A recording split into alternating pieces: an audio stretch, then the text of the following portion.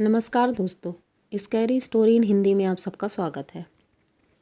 आज की कहानी की तरफ बढ़ने से पहले आप सब चैनल को सब्सक्राइब कर लीजिए और अगर कहानी अच्छी लगे तो प्लीज़ लाइक एंड कमेंट देना ना भूलिएगा। और हो सके तो प्लीज़ ज़्यादा से ज़्यादा शेयर करिए, क्योंकि आप सब लोगों का प्यार जो कि बहुत ज़रूरी है। तो कहानी ध्यान से सुनिएगा और पूरी सुनिएगा। आज की कहानी राजू की है, जो अपनी माँ के साथ रहता था।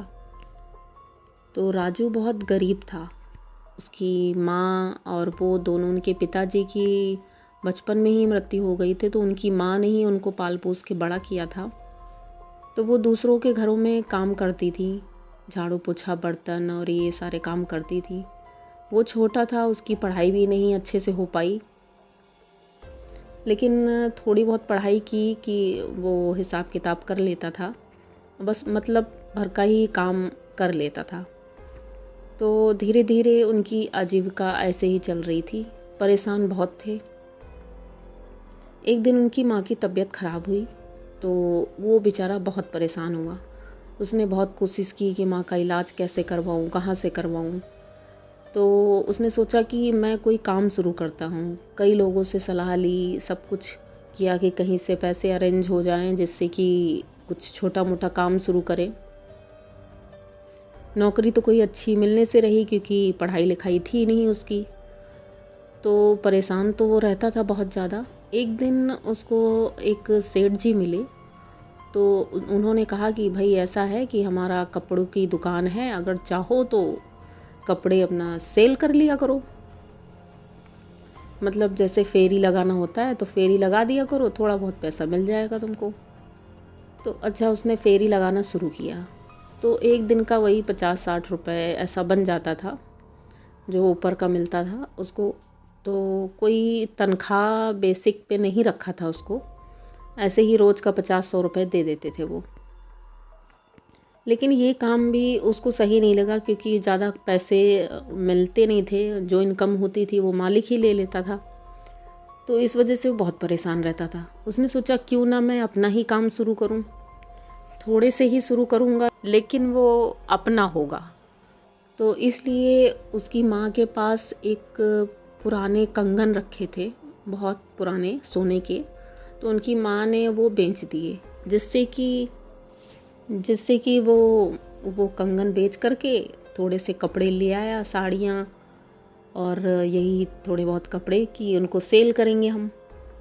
अच्छा, एक दिन निकला घर से, 2 दिन निकला, उसके कपड़े बिक ही नहीं रहे थे। बहुत परेशान था, बहुत परेशान था। उसकी माँ बहुत बड़ी पुजारन थी, बहुत भगवान को मानती थी, बहुत पूजा पाठ करती थी। लेकिन इन सब चीज़ों की वजह से बहुत हताश हो गए थे दोनों, कि कोई धंधा नहीं बढ़ रहा है, पैसे की कोई इनकम नहीं है। कभी तो 2-2 दिन हो जाते थे, खाना नसीब नहीं होता था। बहुत परेशान थे। तो एक दिन लड़के ने बोला कि भगवान, अगर आप नहीं सुन रहे हो तो कम से कम शैतान ही सुन ले, कोई तो सुने मेरी, कोई तो सुने। ये सुन, मतलब ऐसे बोल बोल के बहुत रो रहा था। तो ये जब हुआ तो उसकी माँ ने सोचा कि अब मैं ही कुछ करूं या क्या करूं, कैसे लड़के की मदद करूं। आगे की पूरी ज़िंदगी पड़ी है, मेरी तो चलो निकल गई, लेकिन लड़के की तो पूरी ज़िंदगी पड़ी है। काम नहीं मिलेगा तो परेशान रहेगा वो। ये सब सोचते रहे दोनों। तो एक दिन लड़का ऐसे ही फेरी लगा के रात को वापस आ रहा था, तो एक जंगल पड़ता था। उसी जंगल से निकल के वो पैदल पैदल आ रहा था। तो जंगल में मतलब चलने की वजह से वो थक गया था, तो एक जगह बैठ गया। उसने सोचा कि थोड़ा आराम कर लूँ, फिर यहाँ से आगे निकलेंगे।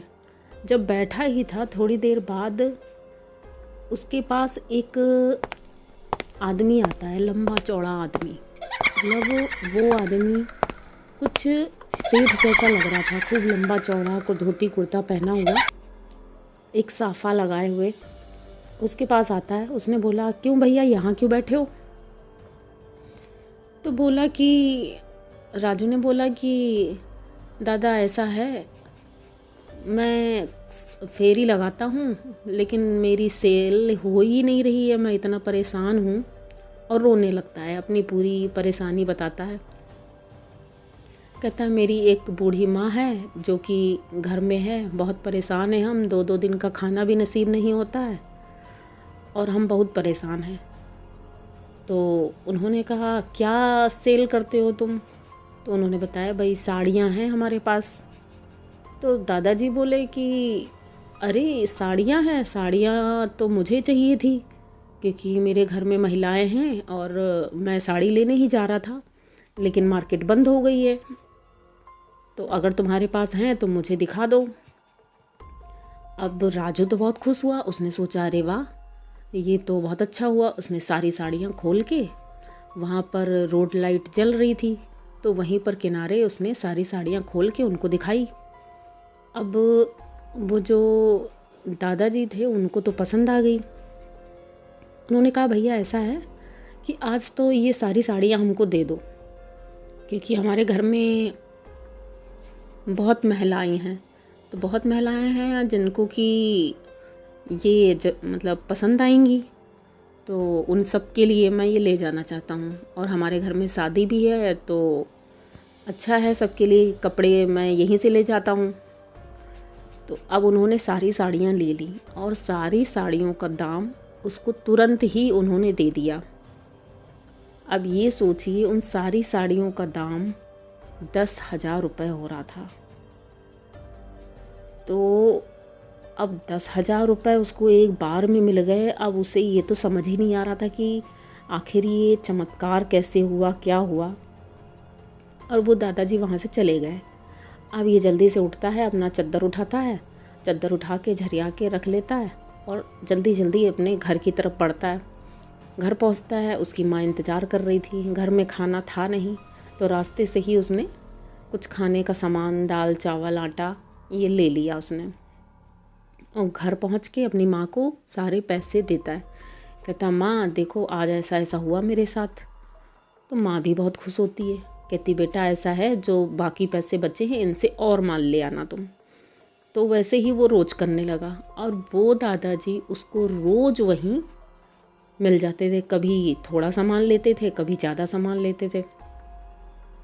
रोज़ ही वो कपड़े लेने लगे। फिर उन्होंने बोला कि तुम मतलब और भी कपड़े लेना, अब सर्दियाँ आ रही हैं, सर्दियों के कपड़े भी रख लो। ये धीरे धीरे करके उसने बहुत पैसे इकट्ठे किए और वो दादाजी सिर्फ वही खरीदते थे उससे कपड़े रोज़, और कोई उनसे कपड़े नहीं खरीदता था। लेकिन उसे कोई परवाह नहीं थी, वो ये सोच रहा था मेरे कपड़े तो बिक ही रहे हैं। तो ऐसे ही चलता रहा और कुछ दिन बाद जब पैसे इकट्ठे हो गए उसके पास तो उसने छोटी सी एक दुकान खोल ली। छोटी सी दुकान खोली और वही दादाजी रोज़ अपना टाइम से चले आते थे। कभी कभी 2-4 दिन भी हो जाते थे और उस बीच में 1-2 कस्टमर आने लगे थे। तो एक दिन दादाजी ने बोला ऐसा है, मैं तुम्हें एक चीज़ देता हूँ जो कि तुम अपने पास रखो, और हो सकता है मैं अब नहीं आ पाऊँगा ज़्यादा, मैं थोड़ा व्यस्त हूँ, लेकिन ये बात किसी को बताना नहीं कि मैं ख़रीदता हूँ तुम्हारी दुकान से सामान। तो उसने कहा क्यों? अब भाई जानने की उत्सुकता हुई। ये सब उसने पूछा। उसने कहा ऐसा है कि बस तुम इतना समझ लो कि तुम्हें कुछ पूछने की ज़रूरत नहीं है और जितना मैं बोलता हूँ उतना सुनो। और इतना बोल करके उन्होंने अपने हाथ से एक पत्थर उसको दिया और बोला कि ये पत्थर अपने डब्बे में रख लो जिसमें पैसे रखते हो, और बस कमाल देखना तुम, लेकिन ये बात किसी को बताना नहीं। उसने कहा ठीक है, और हो सके तो कभी मेरा पीछा करने की कोशिश भी मत करना। तो उसने कहा ठीक है। लेकिन जैसे ही वो निकलते हैं वहाँ से, तो राजू ने सोचा कि पता तो करें आखिर ये आते कहाँ से हैं, जाते कहाँ हैं, रोज़ इतनी साड़ियाँ लेके जाते हैं, आखिर क्या करते हैं इतनी साड़ियों का ये। तो ये पीछे पीछे उनके साथ चल दिए। कुछ दूर पहुँचते ही वो दादाजी बिना पीछे मुड़े उससे बोलते हैं तुम यहाँ क्या कर रहे हो? जब मैंने तुमसे बोला है कि तुम मेरे पीछे नहीं आओगे, तुम्हारा बहुत बुरा भी हो सकता है, तो मैं तुम बहुत अच्छे आदमी हो, तो मैं चाहता हूँ कि तुम अच्छे ही रहो और तुम्हारे साथ अच्छा ही हो। इसलिए मैं तुमसे कह रहा हूँ कि तुम अपनी दुकान पर जाओ और अपना काम धंधा देखो। मेरे पीछे आने की ज़रूरत नहीं है और ना किसी को बताना कभी। ये मैं लास्ट बार तुमसे कह रहा हूँ। अच्छा, इतना सुनने के बाद उसने सोचा कि इनको कैसे पता चल गया कि मैं पीछे आ रहा हूँ। लेकिन जब उन्होंने बोला तो ये डर के भाग आए अपनी दुकान पे। अब दुकान पे बैठे, लेकिन मन में तो उत्सुकता थी, आखिर ये कौन है, कहाँ से आते हैं, इस पत्थर का क्या मतलब है। वो पत्थर अपने डब्बे में रख के चले गए घर, अपनी माँ को सारी बात बताई।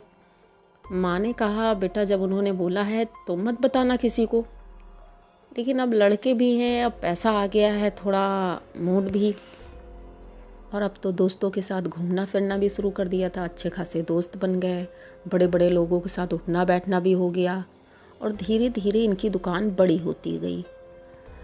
इनका घर भी अच्छा हो गया, रहन सहन भी अच्छा हो गया, गाड़ियाँ आ गईं, अब इसकी शादी भी हो गई थी। तो सब कुछ बहुत अच्छा चल रहा था, सब कुछ बहुत बढ़िया। लेकिन इसके मन में हमेशा ये बात रहती थी, आखिर ये ऐसा क्यों कर रहे हैं। ये दादाजी बीच बीच में आते रहे हैं, लेकिन कुछ बोलने को मना किया उन्होंने, किसी से मत बताना। तो अच्छा, सब कुछ ठीक चल रहा था। एक दिन ये अपने दोस्तों के साथ एक पार्टी में गए थे, और इतना पैसा देख करके सबने सोचा कि आखिर कुछ तो राज होगा ही, इससे पूछते हैं, लेकिन ये कभी बताता क्यों नहीं है। उसको बहुत शराब पिलाई, सब कुछ, पार्टी थी तो इस चक्कर में किसी ने ध्यान भी नहीं दिया ज़्यादा। और एक दो लड़के थे जिन्होंने इसको बहुत शराब पिलाई। शराब पिलाने के बाद इससे पूछा, आखिर ये भैया आपके पास इतना पैसा आया कहाँ से, ये तो बताओ। अब वो शराब के नशे में, वो पता नहीं उनके दिमाग से ही निकल गया। उसने सारी बातें बता दी कि कैसे जब मैं हताश था तो वो एक दादाजी मुझे मिले थे, उन्होंने मेरी बहुत मदद की, और उन्होंने एक पत्थर भी दिया है, और जो कि मैंने अपने डब्बे में रखा है। तो ये सारी बातें उनको बता दी। अब ये तो दादाजी को तो पता चल ही गया। अब वो इतना नाराज़ हुए, वहाँ बैठे देख रहे हैं, वो उसके आसपास ही थे, लेकिन उसको पता नहीं था। तो जब वो वहाँ से पार्टी से घर आ रहा था, तो रास्ते में वो दादाजी इसको फिर मिलते हैं, और उन्होंने बोला कि आज तुमने मेरा दिल तोड़ दिया है, और आज के बाद अब मैं तुम्हारे पास कभी नहीं आऊँगा, और तुमने मेरी बात ना मान करके बहुत बुरा किया है, इसका फल तुमको भोगना पड़ेगा। ऐसा बोलकर वो चले गए, लेकिन वो तो नशे में था, उसको कुछ पता भी नहीं था। लेकिन जब वो गए तो उनको होश आया, लेकिन वो डर गया कि आखिर ऐसा क्या हो गया, मैंने ऐसा क्या गलत बोल दिया। जैसे ही उनका जाना था, उसके डब्बे से वो पत्थर गायब हो गया। अब वो पत्थर गायब हुआ तो उसको कुछ समझ नहीं आया। वो अपने घर गया, घर जाते ही दुकान से फ़ोन आता है उसके कर्मचारी का। उसने बताया, राजू भैया आपकी दुकान में शॉर्ट सर्किट हो गया है और दुकान में आग लग गई है, सारा माल जल गया है, गोदाम में भी आग पहुंच गई है, जिससे कि गोदाम में भी आग लग गई है, तो सारा माल जल गया है, तो आप जल्दी से दुकान आइए। अब जैसे ही ये दुकान जाता है, अब फायर ब्रिगेड वाले आते हैं, सब आते हैं। बेचारा बहुत परेशान, बहुत रो रहा है, बहुत रो रहा है। और उसी बीच में फिर घर से फ़ोन आता है कि घर की ऊपर वाली छत गिर गई है, जिससे कि सारा मकान ढह गया है एकदम। सब बहुत परेशान होते हैं। ये एक ऐसा वाक़या था जो कि नहीं होना चाहिए था, और जो कि हो गया वो उसकी ही गलती थी।